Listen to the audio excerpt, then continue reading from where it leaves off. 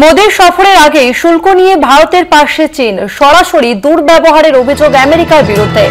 ভারতের উপর মার্কিন শুল্ক চাপানোর বিরোধিতা চীনের। মোদির সফরের আগে শুল্ক নিয়ে ভারতের পাশে এবার চীন, সরাসরি দুর্ব্যবহারের অভিযোগ আমেরিকার বিরুদ্ধে। ভারতের উপর মার্কিন শুল্ক চাপানোর বিরোধিতা চীনের। আমেরিকার নতুন শুল্ক নীতির জেরে আন্তর্জাতিক বাণিজ্য মহলে তীব্র প্রতিক্রিয়া। ভারতের পাশে দাঁড়ালো এবার চীন। মোদির সফরের আগে শুল্ক নিয়ে ভারতের পাশে এবার চীন। ভারতের উপর মার্কিন শুল্ক চাপানোর বিরোধিতা চীনের। সরাসরি দুর্ব্যবহারের অভিযোগ আমেরিকার বিরুদ্ধে। ভারতের উপর মার্কিন শুল্ক চাপানোর বিরোধিতা এবার চীনের। ডোনাল্ড ট্রাম্পের অতিরিক্ত শুল্ক চাপানোর বিরোধিতায় এবার চীন। মোদির সফরের আগে শুল্ক নিয়ে ভারতের পাশে দাঁড়ালো এবার চীন। সরাসরি দুর্ব্যবহারের অভিযোগ আমেরিকার বিরুদ্ধে চীনের।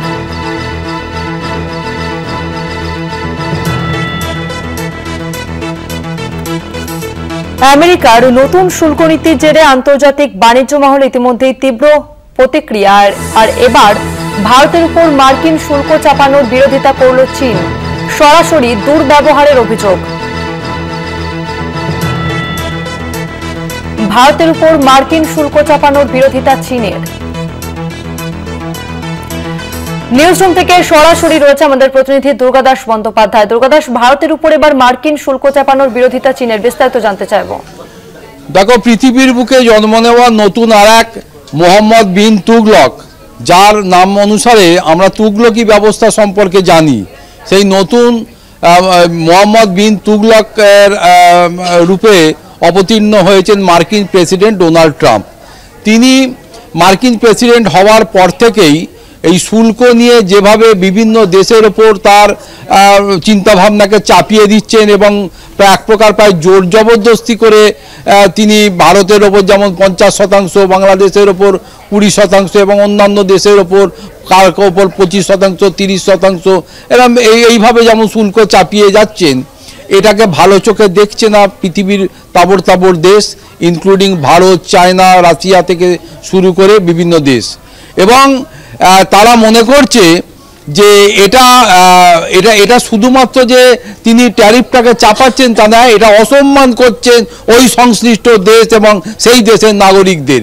সেই মতোই চীনও এবার তার প্রতিক্রিয়া দিল। তুমি জানো যে আগামী কয়েকদিনের মধ্যেই ভারতবর্ষের প্রধানমন্ত্রী নরেন্দ্র মোদী তিনি চীন সফরে যাবেন এবং সেখানে চীনের প্রেসিডেন্ট শি জিনপিংয়ের সঙ্গে তার এই মার্কিন প্রেসিডেন্ট ডোনাল্ড ট্রাম্পের চাপিয়ে দেওয়া এই শুল্ক নীতির ওপর আগামী দিনে কি কি পদক্ষেপ নেওয়া যায় সেই বিষয়টা নিয়ে, এমনকি ব্রিক্সের বিষয় নিয়েও আলাপ আলোচনা হবে। এবং এটা খুব তাৎপর্যপূর্ণ একটা সফর আর বিশ্ববাসীর সামনে উঠে আসবে। ফলে ইতিমধ্যেই আমাদের দেশের এনএসএ প্রধান অজিত ডোভাল তিনি রাশিয়ায় গিয়েছিলেন পুতিনের সঙ্গে দেখা করতে এবং আগামী কিছুদিনের মধ্যেই রাশিয়ার প্রেসিডেন্ট পুতিন সাহেব তিনিও ভারতবর্ষে আসবেন।